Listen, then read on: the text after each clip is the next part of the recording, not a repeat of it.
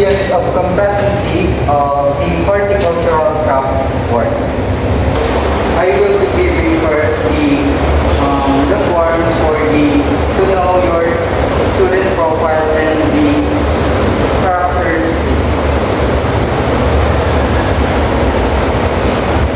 You have 5 minutes to answer that.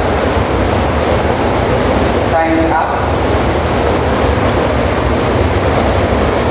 So you are Miss Sorohan Roseann and you are a grade 12 student.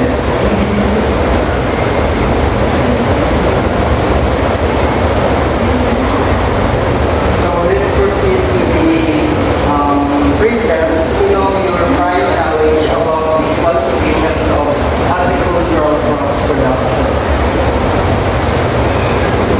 So you have the 10 minutes to answer that pre-test. Time's up. Thank you so much. So let's proceed to the discussions of the agricultural crops productions and CWAT. So these agricultural crops productions and CWAT, which are the unit of competency of the horticultural crop work, and then the module title for the undertake the work as directed.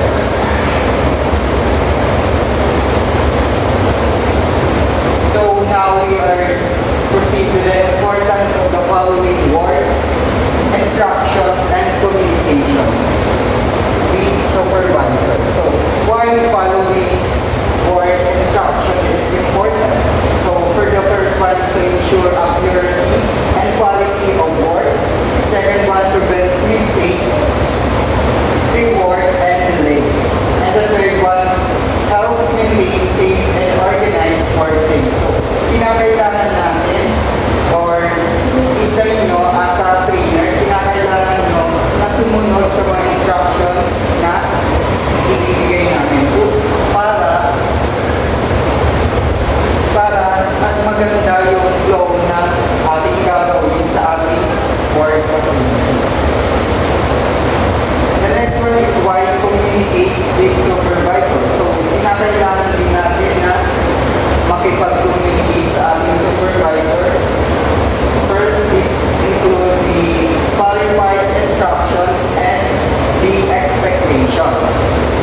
The next one is allow reporting of problems, hazard, or resources needs. And then build teamwork and improves workflow. So, dito naman, why communicate with supervisor is important. So, kinakailangan natin or sa inyo as a trainer, kinakailangan nyo makipag-communicate sa amin ng mga trainer upang kung may mga problems kayo sa inyong ginagawa. So, as you can see in this workshop layout, so this composed of the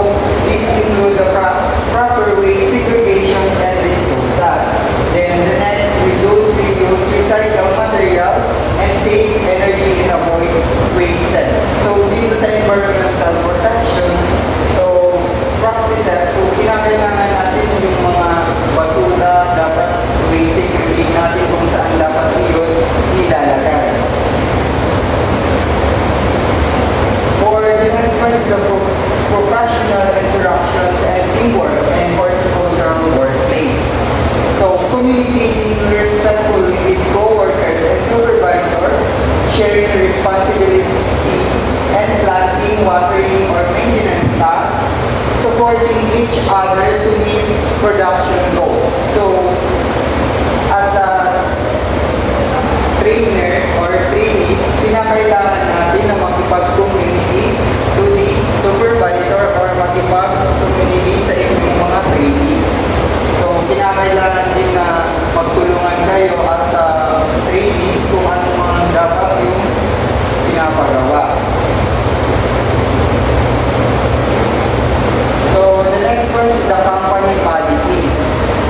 The company policies on handling tools, chemicals, and waste disposal. So, tools being used properly and stored after use.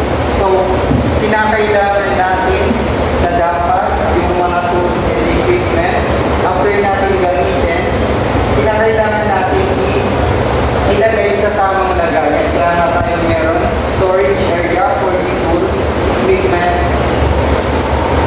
area. So the next one is chemical handling, safety levels where the PPE reports spill. So kanina discuss ko about doon sa PPE.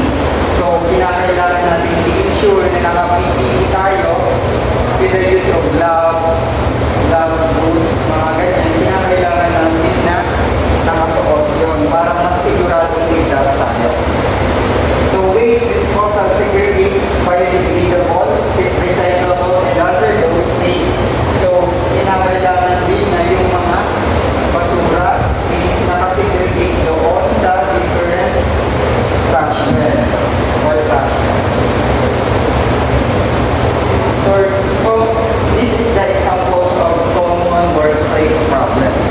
So this is micro-communication leading to incorrect planning or irrigation, chemical misuse causing crop damage or working exposure. So poor waste disposal causing waste and infestations or soil contamination. So dito sa common workplace problems, so hindi naman natin maiiwasan na magkaroon talaga ng problems when it comes sa ating work area. So kapag ginagawa na natin yung mga dapat gawin, yung mga activities within the practical area, so nagkakaroon talaga tayo ng problem. So dapat kinakailangan natin i-report agad kung ano man yung dapat problems na nangyari.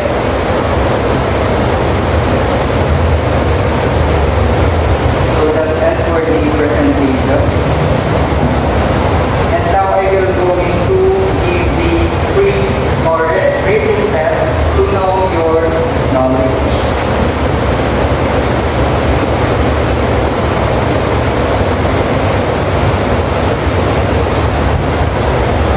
You have 10 minutes to answer the post-test or written test. Time's up. Thank you so much. So for these demonstrations with oral questionings, you have 5 questions to answer. First one, how do you make sure you clearly understand the instructions given by the supervisor?